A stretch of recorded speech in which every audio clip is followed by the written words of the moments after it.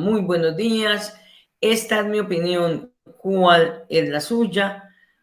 Hoy sábado 26 de agosto del año 2023 y el año sigue andando. El programa de hoy tiene como título Tensiones actuales y modelos de desarrollo económico. Tenemos como introducción el ser conscientes de que estamos viviendo en unas circunstancias difíciles en el mundo actual, porque las tensiones actuales y modelos de desarrollo económico están colocando en peligro la vida del ser humano y con ello su extensión. Tenemos con nosotros hoy como invitado a uno de nuestros panelistas, al doctor Vergara. Estamos esperando también al doctor Orrego, a Edison Benítez y a Andrés González. Iniciamos con el doctor Vergara. Doctor Vergara, muy buenos días. Buenos días, Alba Lucía. Un saludo para el equipo de trabajo, los compañeros del panel y especialmente mi gente querida de Dos Quebradas y de Risaralda. Bueno, doctor Vergara, hoy nuestro tema es sobre las tensiones y modelos de desarrollo económico que tenemos actualmente en el país. Y sabemos nosotros que hoy tenemos pues planteamientos a través del plan de desarrollo, que Colombia sea potencia mundial de la vida, pero también vemos que estamos en una tensión económica. Quisiéramos que usted como economista nos hable de la tensión económica antes de nosotros compartir pantalla con la propuesta del gobierno.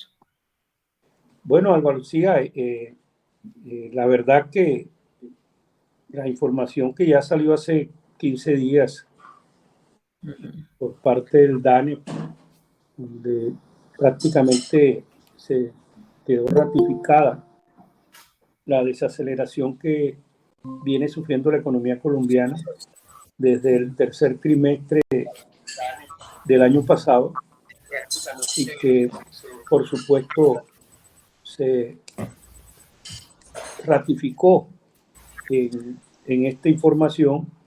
Y para mí, creo que parte positiva, porque yo esperaba que el crecimiento fuera 0 o -1, creo que era lo que esperaba también el ministro Campos, que coincidimos en esas proyecciones. Un documento que elaboramos y presentamos hace cuestión de 2 o 3 meses, planteaba de que este segundo trimestre iba a ser de muy bajo crecimiento, porque así lo venía registrando la información del seguimiento de la economía por parte del DANE. Igualmente, lo que venían reflejando los gremios financieros sobre cómo estaba la actividad económica, pues mostraban que la economía del país íbamos hacia, en el segundo trimestre íbamos a tener un crecimiento 0 o una recesión del -1. Si uno quita los sectores que hicieron crecer a la economía, que no fuera negativa, pues los resultados son desastrosos, porque los principales ejes y motores de la economía del país crecieron negativamente. Es decir, la agricultura, la industria, el comercio, la construcción, todos fueron negativos. ¿Y qué fue positivo? Bueno, la minería, esa misma que es esquiva para el presidente Petro, porque tiene el gobierno con una tesis que puede su campaña y que la quiere mantener a toda costa, a costa del mismo crecimiento de la economía del país, creció. Y la administración pública y de espectáculos públicos y el sector financiero.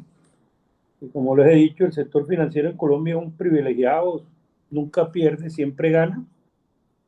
Ellos, si la moneda cae cara, ganan; si cae sello, ganan; y si cae de canto, como decimos acá en la costa, o sea, una moneda que queda así, vertical, así, siempre va a ganar. Eso fue lo que hizo que el crecimiento fuera el 0,3%. Pero los sectores dinámicos de la economía negativos, o sea, el motor de la economía y de la razón de ser de su plan de desarrollo que es el sector agrícola, la reforma, pues el sector agrícola, la agricultura, que comprende todo el sector negativo. Y no es más negativo, y eso habría que revisar la cifra, es por el crecimiento que tuvo, vertiginoso, lo de la pesca, 20 y pico %. O sea, un país que tiene un consumo per cápita de pescado de lo más bajo, porque si tenemos un consumo per cápita de la carne, cuando uno va a hablar de pescado, pues el consumo es mucho más bajo. Pero fueron cifras que da el DANI, y con todo y eso la agricultura, al menos unos cuartos, producto de lo que Juan sabe, que ya entró, que es el problema del café, de lo que se tiene el café, y de la pelea pues, que ha querido montar el presidente Petro con el Fondo Nacional del Café, para cosas que tampoco, digamos, va bien, porque hoy el precio internacional del café está supremamente bajo, está a niveles de 1,54, no sé cómo estuvo ayer, pero aquí lo consulto inmediatamente en el tiempo, y ahí me dice exactamente cómo está el precio. El precio del café está a 1,53, cuando nosotros necesitamos un precio por encima de los $2, o sea, de 1,80 hacia arriba, pero preferiblemente entre el 2 y 2,20 el precio del café, porque que es la zona donde están ustedes, la zona cafetera, la importancia que tiene el problema del café para los caficultores, el número de familias y lo que ha significado el café en la economía colombiana. Hoy está atravesando esa coyuntura. Yo me imagino, Juan, allá, pues ustedes preocupados, porque con el precio internacional bajo, problemas de la cosecha, y además, digamos, encima el presidente de la República, porque no le nombraron a un gerente de la Federación Nacional de Cafeteros, amigo de él. Esas son cosas que el país también tiene que pensar y meditar, porque nosotros no podemos maltratar a un sector económico que ha sido importante en la historia económica y política del país, como es el sector de los caficultores. A ellos, pues, hay que darle total respaldo. Juan podrá extender ese análisis. ¿Qué viene y qué no viene? Alba Lucía y oyente. Es decir, cuando yo dije no es malo, porque no fue malo, es decir, no fue negativo, pero me preocupa el tercer trimestre. En ese documento que publiqué, inclusive con unos amigos acá en Barranquilla, amigos míos no, sino enemigos contradictorios, pues, para decirlo, que yo no tengo enemigos, gracias a Dios, sino contradictores, sin argumentos. Decían que las cifras las había sacado de un carnaval de cifras. Y les dije, en agosto hablamos. Yo no discuto con bobadas, sino en agosto, cuando salga el informe del DANE, hablamos. Y agosto salió y, pues, por supuesto, se quedaron mudos, porque terminó dándome la razón, y yo siempre digo que ojalá yo me equivoque. Así le decía a mis alumnos cuando hacía estos análisis, dijo allá, ojalá me pueda equivocar, porque nadie quiere que el país no crezca, es decir, todos queremos que el país crezca, pero yo no puedo tapar el sol con las manos, la realidad es esa. Y el tercer trimestre va a ser igual, el tercer trimestre va a ser negativo. Los datos de julio deben de salir ahora del DANE, del seguimiento, ya los gremios se han pronunciado. Los que va corrido de agosto, las ventas han disminuido, de acuerdo con FENALCO. En el caso mismo de la industria no reacciona, el problema del café se ha agravado mucho más, el problema mismo de la ganadería no va, el problema de la reforma agraria, eso no es el problema únicamente comprar tierra, y el problema de la producción en el campo, eso no se hace de la noche a la mañana. Es decir, y el sector de la construcción sigue paralizado. en el mes de julio. Ahora es que están empezando a reaccionar a después de agosto de entregar parte de los subsidios, 7.743 subsidios. Eso no es significativo para mover. Va a ser un crecimiento que va a estar ahí entre 0 y el -1. Y vamos a terminar el año, eso sí, yo estoy convencido, entre el 0 y el 1% va a ser el crecimiento. No va a ser el 1,8 como se había pensado, ni el 1,5. Yo creo que el Banco de la República ajustó la cifra bien en su última proyección y la puso en 0,9, y ojalá, porque el gobierno cometió el error de no planificar y no tener en cuenta de que el 29 de junio entraba una ley de garantía que no podían contratar hasta después del 29 de octubre, y que le va a tocar noviembre y diciembre echar el resto, y no van a tener tiempo para anular que por lo menos el tercer trimestre podamos tener un crecimiento de la economía que nos lleve a que la economía en términos generales crezca al 1. Porque es que el crecimiento del primer semestre del año fue el 1,7. 1,7, veríamos el crecimiento del 12 en el primer semestre del año pasado, y teníamos de un crecimiento del año del 7,5, bajamos al 1,7. Es un golpe supremamente duro, fuerte. Con otro problema, es decir, la inflación ha venido cediendo, pero muy baja. ¿Qué significa eso? Significa que el Banco de la República no va a bajar las tasas de interés, y menos con la decisión que tomó antes de ayer, la FED, de dar las señales del señor Powell que va a aumentar las tasas de interés, que la inflación sigue estando lejos de la inflación objetivo, que es el 2% en los Estados Unidos, y que por lo tanto las tasas de interés van a subir. ¿Y eso qué hizo ayer? Disparó el dólar. Es bueno para los cafeteros, porque ese es el otro golpe que han tenido los cafeteros, que el peso colombiano se ha apreciado. Y ese Juan no lo mete en el análisis, y es el problema que ha tenido Tecnoglass y que ha tenido todas las empresas que son exportadoras. Sus ingresos en términos de peso se les ha disminuido porque el peso colombiano se ha apreciado. Y esto pues va a compensar en parte. Ayer ya el dólar subió 48 pesos y está la tasa en 4.117 pesos. El producto del efecto de un discurso del señor Powell. Por eso esa es una variable que es difícil de predecir, porque hay variables externas y variables internas que inciden en el problema del precio del dólar, y eso hace pues que el dólar se haya disparado, y eso es parte, digamos, que es bueno para los exportadores, indudablemente malo para los otros. Y la inflación no ha bajado, y no va a bajar la tasa de interés. ¿Eso qué significa? Que a partir del tercer trimestre, yo pienso, estoy esperando el dato que he darlo en los primeros 10 días del mes de septiembre, para ver el empleo, porque creo que el desempleo tuvo que haber bajado en el mes de agosto, empezar a bajar. O sea, no es posible que si la economía no está creciendo, estemos generando empleo. Eso es el momento de la transición de estos primeros 6 meses que pasaron.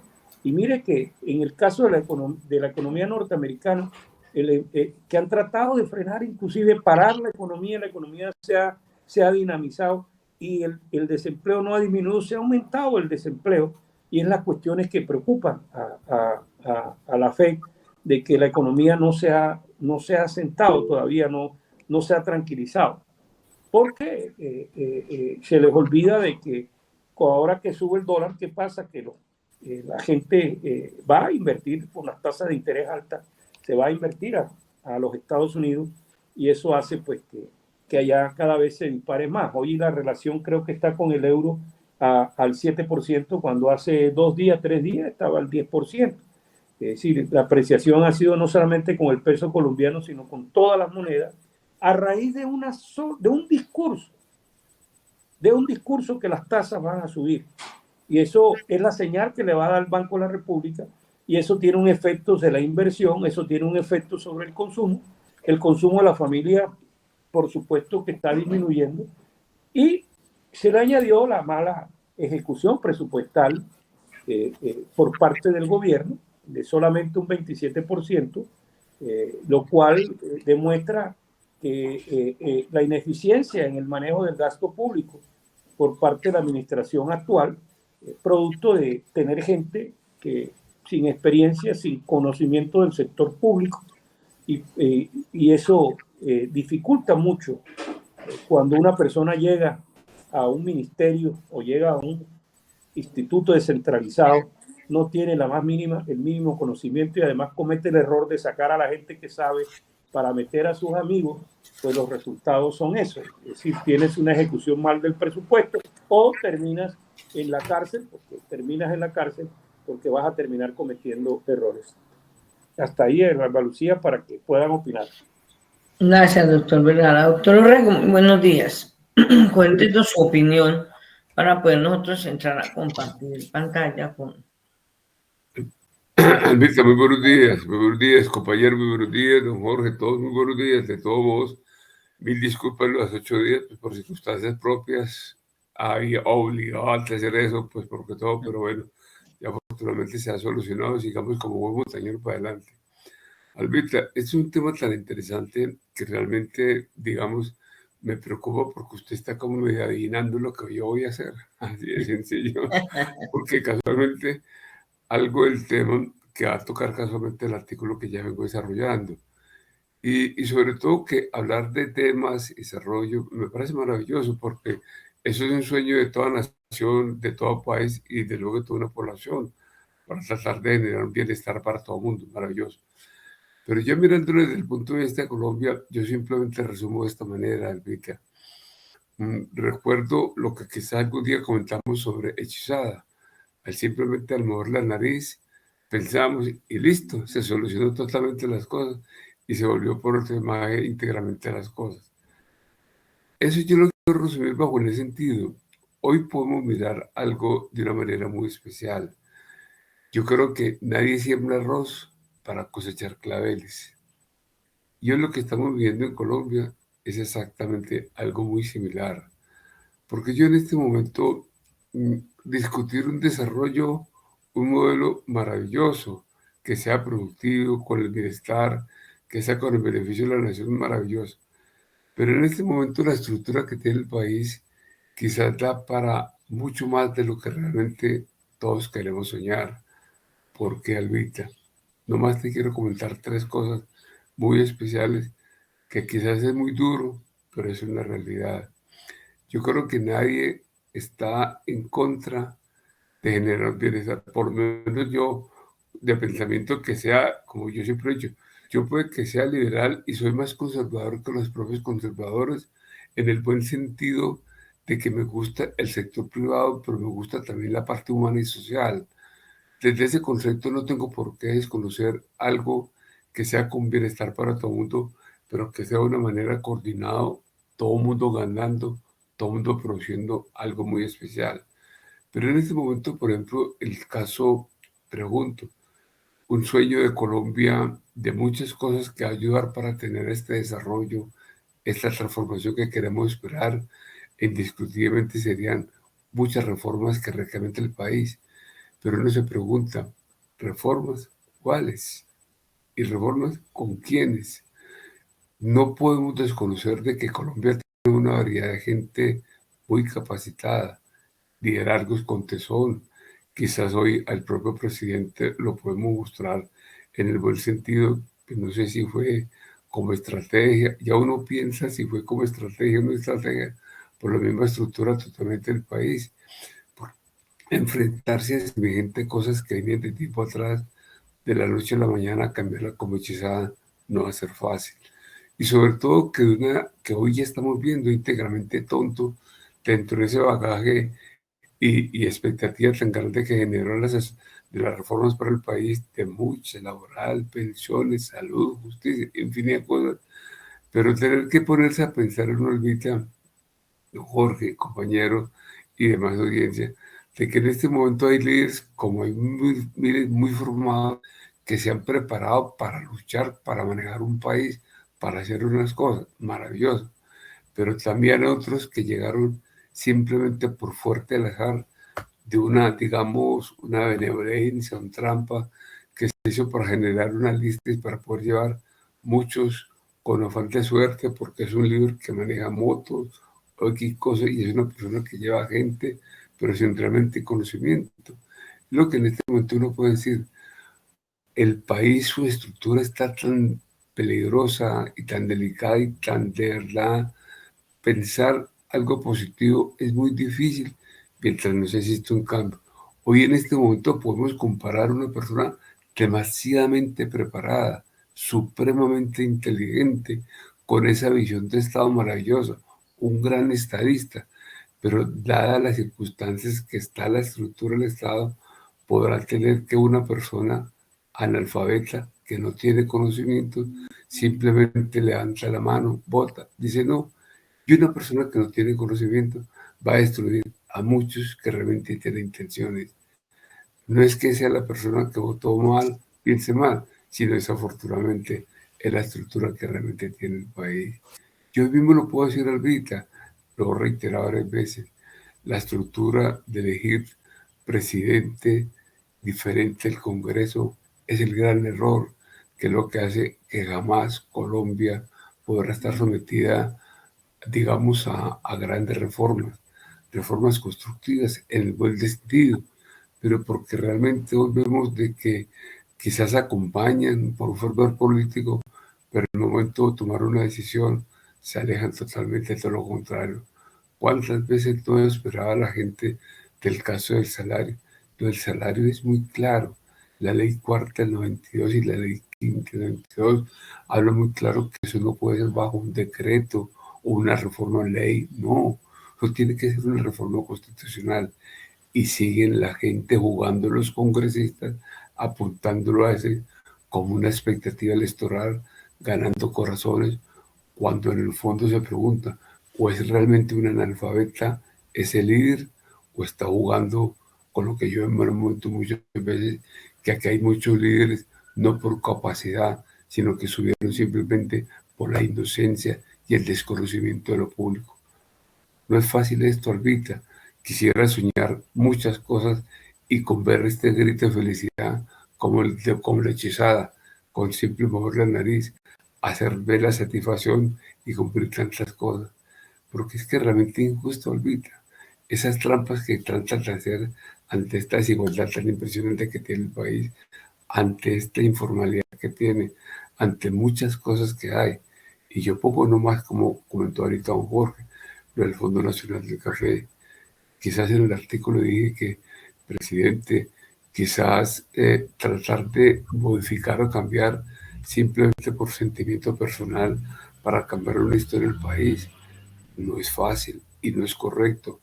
Aunque quiera decirte que la federación no es que sea perfecta, también tiene errores, pero el error no es de la federación, el error ha sido de todos los gobiernos que han pasado, porque sabemos que tenemos el fondo a través de ese convenio, vive a través de una parafiscalidad, a través de un aporte, a través de una ley que se creó donde los recursos son manejados directamente por el fondo.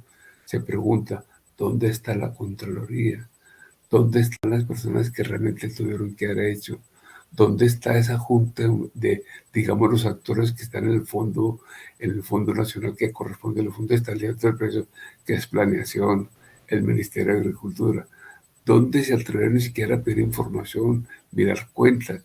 ¿Dónde generaron en algún momento unos salarios que quizás muchos critican, pero tuvieron la opción para poderlo hacerlo a tiempo y nadie dijo absolutamente nada?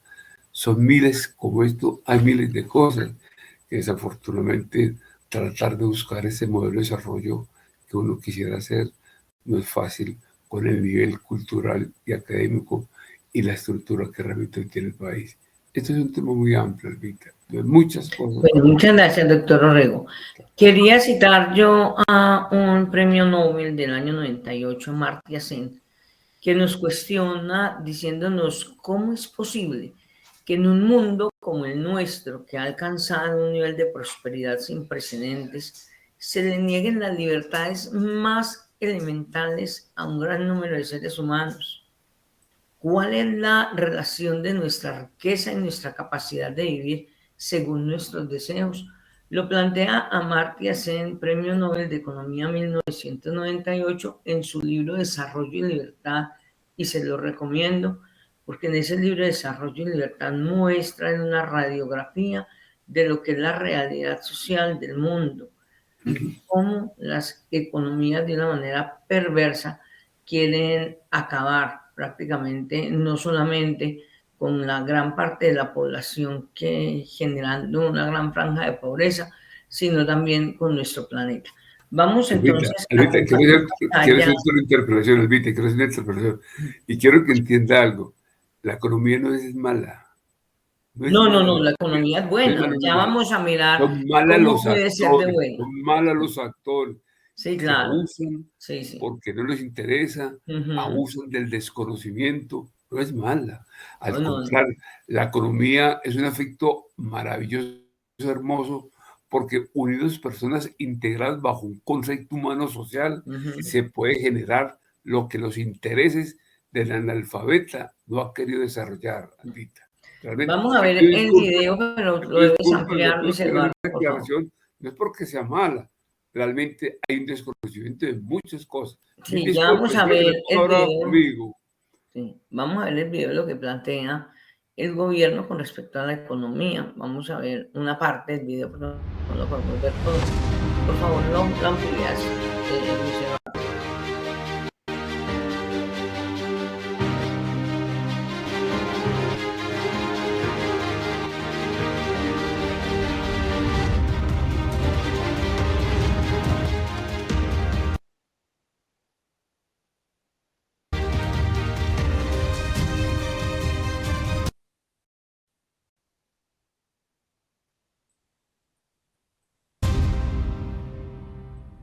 Colombia, potencia de la vida. Cumplo mi primer año, casi, y este es el primer discurso para iniciar unas sesiones que prometen, en mi opinión, ser intensas, interesantes. Creo que, como ocurrió en el periodo pasado, cada uno de ustedes debe ya ser consciente que el Congreso de Colombia está discutiendo los temas centrales y neurálgicos que afectan la cotidianidad de cada colombiano: la salud, las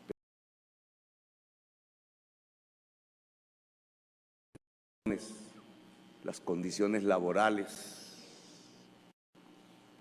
las circunstancias que hacen o un mejor vivir para millones y millones, para toda la sociedad colombiana, o lo contrario.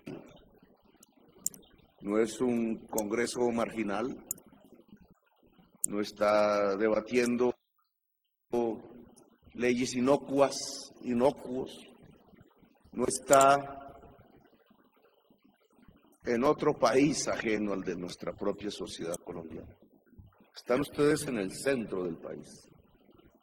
Y así será en los meses que vienen. Y es importante, por lo menos, tener clara para cada congresista, para cada ciudadano o ciudadana, la posición del gobierno. ¿Qué es lo que pretende? ¿Para dónde va? Que no se puede forjar esa idea a través del prejuicio. El prejuicio no lleva sino a una muy mala política y en general a los desastres de las naciones, sino que tiene que ver con el análisis, que tiene que ver con la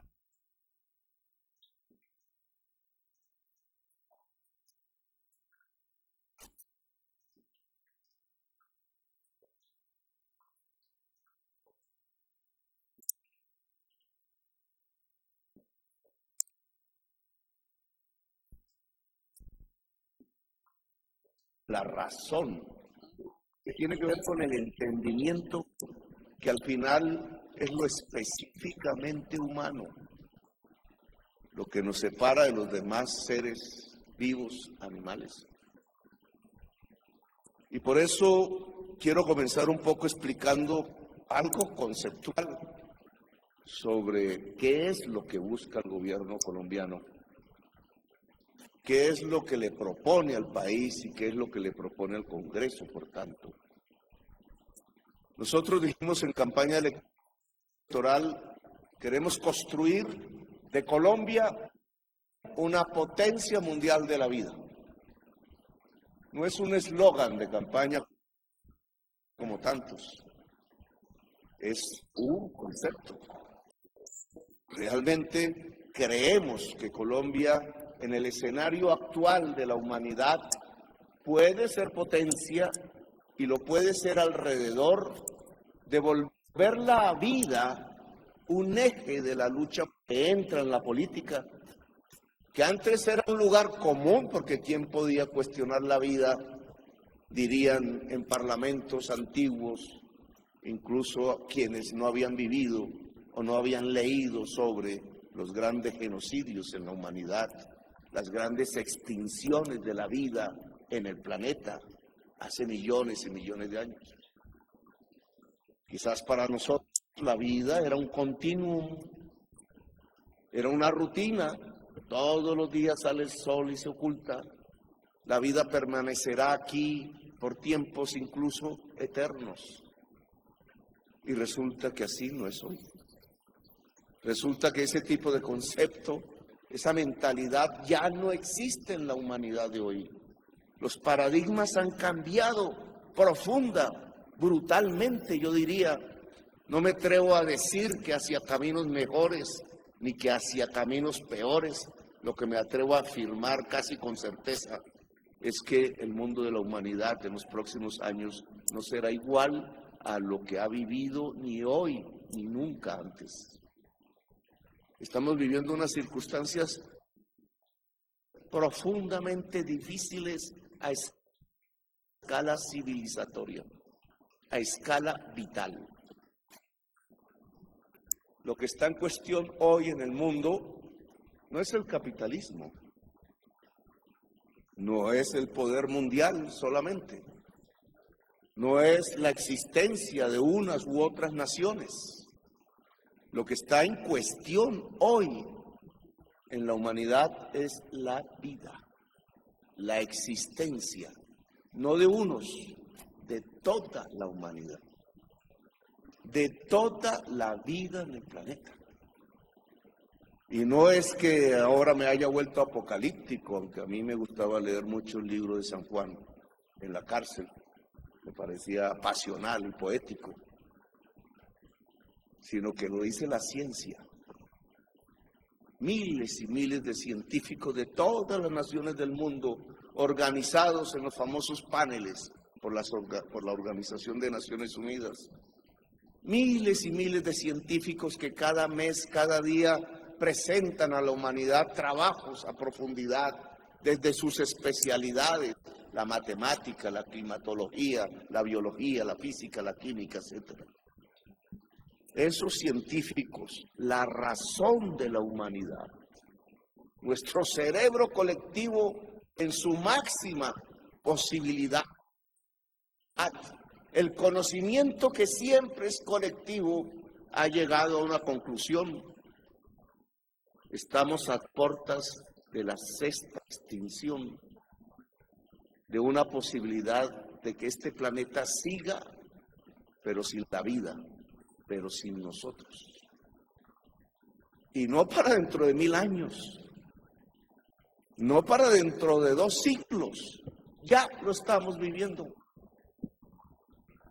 Solo en las páginas de Europa o del sur de América, de los periódicos, de los noticieros, las curvas que presentan a veces complicadas sobre los exámenes de la temperatura en el Mar del Norte o en los veranos de los últimos años, y descubren una noticia que llena de miedo.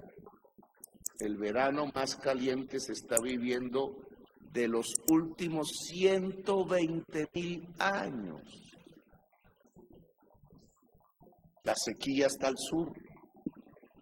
La ciudad de Montevideo se quedó sin agua. En China la temperatura es de 52 grados centígrados, invivible, si no hubiera tecnología. Y en el Golfo Pérsico alcanzó a 62 grados centígrados. Cualquier ser humano que se exponga media hora allí, muere. Y ahora viene sobre nosotros, se anuncia, no el niño que siempre había, sino el niño combinado con la temperatura del planeta Tierra más alta de los últimos 100.000 años. Y dicen los científicos, afectaría fundamentalmente la Guajira. Lo que está en cuestión es la vida. Estos ahora, ¿qué serán 10 años? ¿Qué serán 20? ¿Qué será en la vida de nuestros hijos? ¿Qué será en la vida de nuestros nietos? ¿Qué tipo de catástrofe verán nuestros nietos, los nuestros, si no somos capaces de hacer los cambios y las transformaciones hoy?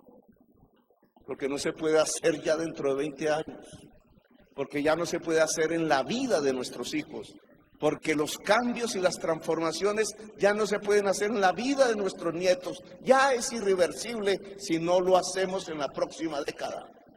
Nosotros, ustedes, como ustedes, los líderes políticos y sociales de la humanidad. No es apocalíptico, es la ciencia lo que nos lo dice. Y lo que nos dice entonces es que la vida está en cuestión. Claro que entonces la política cambia, se transforma, las tensiones se agudizan, las relaciones de poder terminan en guerras, los éxodos aumentan. Donde se fundó, donde se creó por primera vez la palabra democracia, la palabra república, está la fosa común más grande del planeta, no queda en Colombia, no queda. Y por Colombia pasan hoy 250.000 personas en el peor lugar para la existencia humana, el tapón del Darién, 40.000 niños y niñas pasando por allí, muriendo. Y nos dice la fuerza pública que una proyección nos podría llevar a 500.000 este año y que el año entrante podría ser 1.000.000. ¿Y cuándo habíamos visto nosotros eso? ¿Y cómo estamos preparados para vivir eso? Cuando los pueblos del sur se están yendo hacia el norte, porque es en el norte en donde podrá quedar el agua durante unas décadas después de que nuestros países se vuelvan desiertos, si es que no hacemos nada hoy. Por eso nosotros hablamos de hacer de Colombia una potencia mundial de la vida. Es en ese contexto, es porque somos aún hoy la explosión vital que nos convierte en una potencia de la biodiversidad natural. Y es porque nuestra diversidad cultural, nomás en el Amazonas se hablan 300 lenguas, nos convierte en una de las grandes potencias de la diversidad cultural, pero que yo quisiera apostar y proponer a la historia del hoy. El camino de Colombia es su propia diversidad, su propia vitalidad natural y humana. El camino de Colombia es ser, en un mundo que muere, una potencia mundial de la vida. ¿Y cómo lograr ese camino entonces? ¿Cómo llegar a él? Tiene que ver con el socialismo, como algún prejuicio señala por allí, con la idea de que el socialismo es la propiedad estatal de los medios de producción y así podríamos llegar a ser potencia mundial de la vida. No, eso no es lo que sí o si no. Ya lo veremos. El camino que proponemos tiene dos pilares, por ahora, que hemos propuesto a nuestra nación. La justicia ambiental, la justicia social. Como dos columnas que a los Sansón alguien quisiera derribar.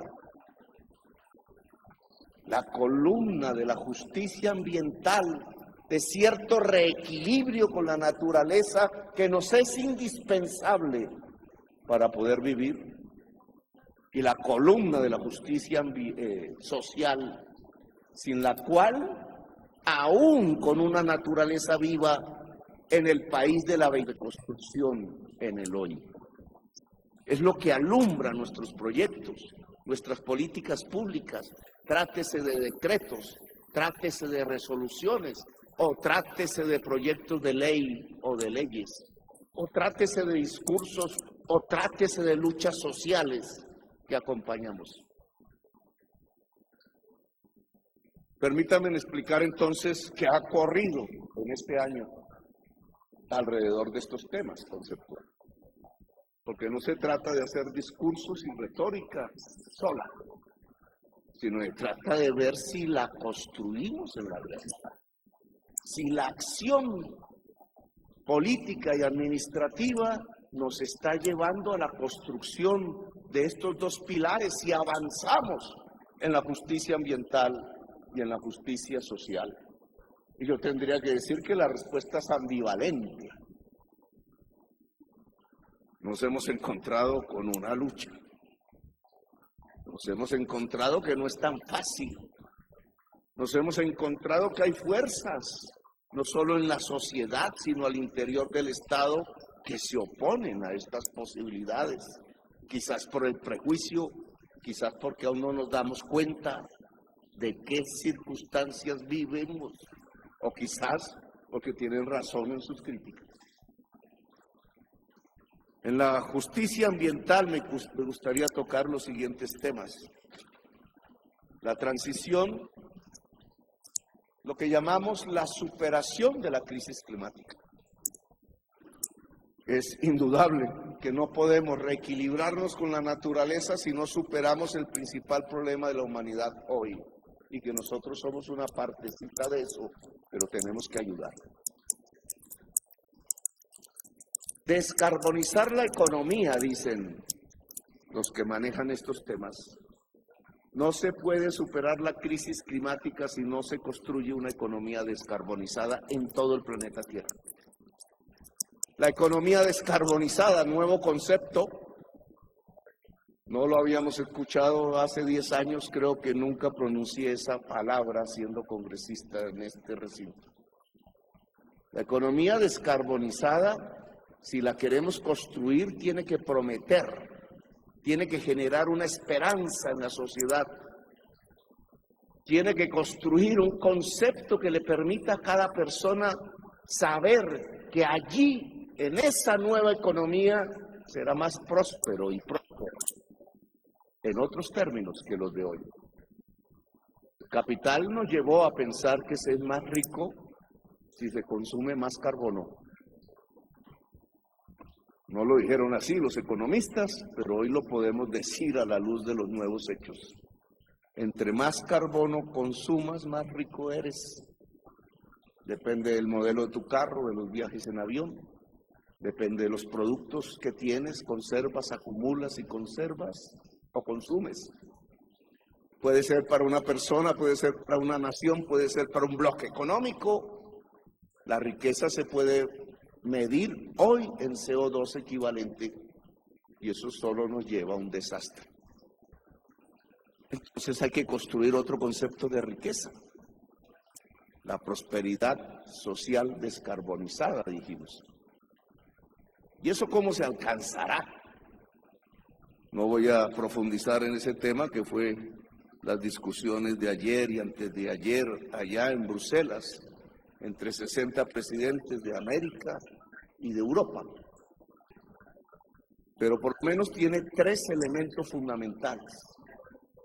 Uno se llama la transición energética, cambiar la matriz de la energía, de energías fósiles o sucias, basadas en el carbón, el petróleo y el gas, hacia energías limpias, basadas hoy por hoy fundamentalmente en el sol, en el viento y en el agua. Ese es un primer concepto. Relativamente fácil para Colombia, dificilísimo para China y los Estados Unidos, en donde es un imperativo categórico si queremos vivir en el planeta. El segundo elemento fundamental es la electrificación de la movilidad humana. El bus, el carro, la moto, por elementos e instrumentos que no usen estos elementos de combustibles fósiles, sino eléctricos limpios.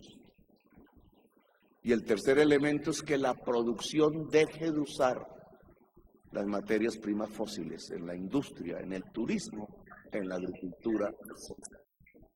Son los tres grandes elementos para construir una economía descarbonizada. Nosotros hemos propuesto hacerlo en Colombia, precisamente para que seamos una potencia mundial de la vida. En transición energética tenemos unos datos. Se ha debatido aquí, me ha costado una ministra excelente. Los datos al día de hoy de lo que hemos podido hacer, heredamos un balbuceo indudable, pero cierto del gobierno anterior, que ya había captado la necesidad de esta transición. El Ministerio de Minas y Energía asignó 8,3 gigawatts, le llaman los electricistas a esto, 8,3 gigas. Colombia tiene una capacidad de aproximadamente 18 gigas de generación eléctrica. 18 es nuestro total. De ellos 3 o 4 son sucios, es decir, fósiles. La transición energética para nosotros en este primer pilar consiste en reemplazar estos 4 gigas, que básicamente están en las termos, varias de ellas públicas, otras privadas. Pues lo que hizo el Ministerio de Minas y Energía hasta el momento es que asignó 8,3 gigas de capacidad instalada en 190 proyectos, el 77% de energía solar, el 15% eólica y el 4% hidráulica.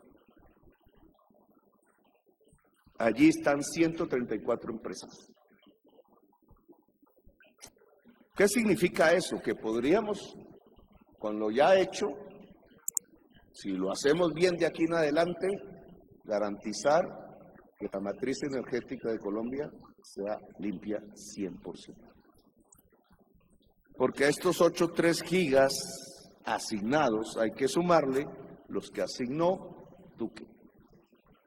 Algunos de cuyos proyectos hoy hemos logrado aprobar ya a través del ANLA, yo tengo aquí la cifra exacta, hay aprobados, es decir, en proceso de construcción 1,3 gigas de lo que aprobó o asignó Duque. Hay otros que están en proceso, con dificultades, por las licencias ambientales, por las consultas previas, sobre todo los que se ubican en La Guajira. Hemos logrado destrabar algunos y queremos sacarlos todos adelante. Lo cual significa que estos 8,3 que hemos nosotros asignado también pueden tener dificultades hacia adelante. Solo es el punto inicial de un proyecto. La aprobación de la UME, le quedan las consultas, le quedan las licencias ambientales, le quedan las dificultades propias de la economía. Ojalá pudieran convertirse en una realidad y de ahí depende la administración. Pero al lado de esto queremos producir, y ya comenzó el proceso, algo que vamos a llamar comunidades energéticas, que no necesitan aprobación de la UME, ni de la ANLA, ni de los pasos previos de un gran proyecto energético, que simplemente tienen que ver con poner en el techo paneles solares de cualquier casa, o usar los espacios de cualquier vereda de cualquier comunidad indígena o afro, de cualquier municipio si lo quiere, para hacer pequeñas granjas solares, pequeños espacios que le permiten a la familia reducir sustancialmente la tarifa. Hay dificultades normativas que no lo han permitido en Colombia cuando es de amplia difusión en muchos países del mundo. Vamos a cambiar esos obstáculos normativos para que una familia pueda, con ayuda del Estado, si es pobre, o por sus propios medios, sin problemas, ser generadores de energía eléctrica en Colombia. El cálculo que hemos hecho son 2 millones de hogares, 6.000 hectáreas, por tanto, a 30 metros cuadrados por techo, de paneles solares en todo el país, fundamentalmente en el Caribe colombiano, lo que generaría 6 gigas. 6 gigas aquí, 8 aquí, unas 7 ya en producción, otras que están en la espera. Creo que así podemos garantizar una matriz 100% energía limpia en Colombia y el primer pilar de una economía descarbonizada. Es lo que más hemos adelantado. No nos hemos movido tan rápido en la electrificación de la movilidad. Espero los nuevos alcaldes y alcaldesas para este esfuerzo. Indudablemente temas como el metro de Bogotá, como los tranvías, como los trolleys en el caso de los buses, como electrificar los taxis, es decir, el taxi eléctrico, como tener empresas que puedan transformar motos de motor a gasolina en motor eléctrico, etcétera, como lograr que el mototaxismo caribeño pueda ser un mototaxismo eléctrico. Son las garantías y los proyectos que nos podrían llevar, no solo que la operación de la movilidad en el transporte público masivo o individual sea más barata que usar un carro a gasolina hoy. Podríamos debatir el tema del precio de la gasolina, pero se nos lleva mucho tiempo. Sino que sería el segundo pilar para construir una economía descarbonizada. Y el tercero tiene que ver con la agricultura, la industria y el turismo, en donde hasta ahora hemos sido absurdamente balbuciantes para poder producir las transformaciones. Por ejemplo, aún los fertilizantes que usamos para la agricultura se basan en la urea, en el gas y en el petróleo. Los importamos y por la guerra de Ucrania se han convertido en el elemento más caro de la importación, que ha producido la inflación de alimentos en Colombia y por tanto el hambre. Ha sido difícil pasar a producir biofertilizantes que nos permitan hacer la transición hacia la economía descarbonizada.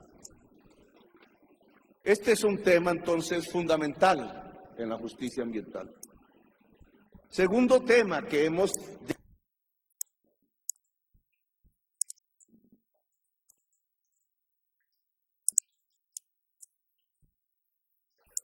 Bueno, ahí teníamos nosotros la propuesta prácticamente de cómo nosotros, dentro del programa de gobierno,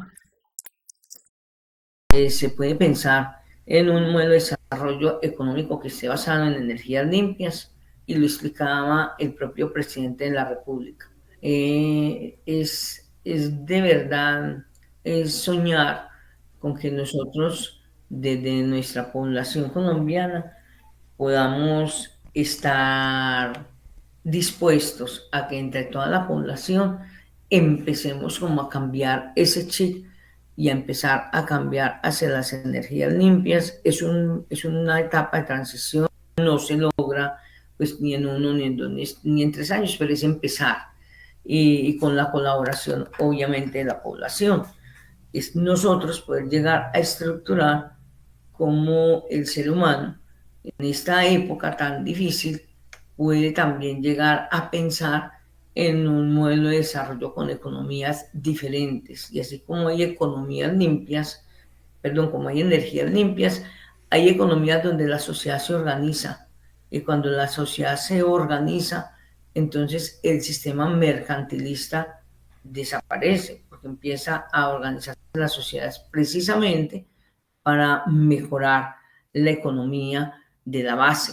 Esperamos pues en próximos programas poder contar con personas expertas que nos expliquen ese otro tipo de economías que nosotros podríamos desarrollar desde la base de la sociedad, donde muchos se unen para poder generar riqueza y generar dividendos, pero donde todos ganen, como lo explicaba el doctor Orrego, que le escuché yo. Qué bueno una economía donde todos ganen, donde se genere pues como ese capital precisamente para que todos podamos suplir nuestras necesidades básicas y que se pueda cerrar esa brecha social de miseria, de cordones de miseria que hay en nuestras ciudades, y que podamos decir nosotros que sí se estabiliza la economía y que se puede llegar a lograr entre todos pues un mejor ingreso, unos mejores proyectos. Nos vamos a despedir, doctor Orrego. Cuéntenos entonces su última participación, porque ya nos quedan solamente 2 minutos y entonces nos vamos a despedir del programa. Claramente, no, de todos pido respeto ante todo, pero tomo por prudencia, permito tantas cosas, pues digamos, uno siempre somos montañeros del miedo del sustento de las cosas, pues que no nos van a afectar absolutamente nada. Pido disculpas por eso, pero no. Sin embargo, yo lo escuché todo. Lo escuché directamente por mi celular, escuché todo el programa para o sea, desde luego, pues que eso se genera muchas cosas, de mucha interpretación. Hay cosas que son maravillosas, pues todo ese concepto de la transición, nadie tiene por qué rechazarlo. Indiscutiblemente, eso es un tema que en este momento el país tiene que hacerlo urgentemente, no solamente en Colombia, sino en el mundo. Esto es un tema de muchas cosas muy interesante. De pronto se presta para muchas interpretaciones. Vuelvo y le digo, hay tantas cosas que yo hasta diría, yo respeto al presidente Petro porque lo admiro en el buen sentido. Puede que no comparta muchas cosas, pero sí veo el tajante que ha tenido para poder hacer y cambiar, sabiendo que existe un mundo de cosas tan difíciles. No es fácil. Donde, vuelvo y le digo, Olvita, simplemente quiero expresar algo que yo sé que espero que me lo tome a buen sentido y todo mundo. Muchas veces no solamente por hablar mucho se tiene la razón. Aunque hay casos de cambios, quizás el Estado como el sector privado, también hay equivocaciones. Y hoy tenemos funcionarios, como también empresarios, que les gusta vivir del enredo para vivir de lo público gratis, aprovechando la ignorancia de la gente. Es difícil, no es fácil eso, pero al fin podemos encontrar el camino que yo sé que Dios mediante nos va a ayudar y saldremos todos adelante. Mil disculpas a ustedes. Me llaman muchas bendiciones. Muchas gracias a ti por la participación, y lo que esperamos es poder nosotros generar una economía que no sea depredadora, que no sea extractivista, y donde todos podamos tener pues como cabida, donde todos podamos llegar a prosperar. Y hasta aquí hemos llegado hoy en esta... Muchas gracias, saludos a todos. Gracias.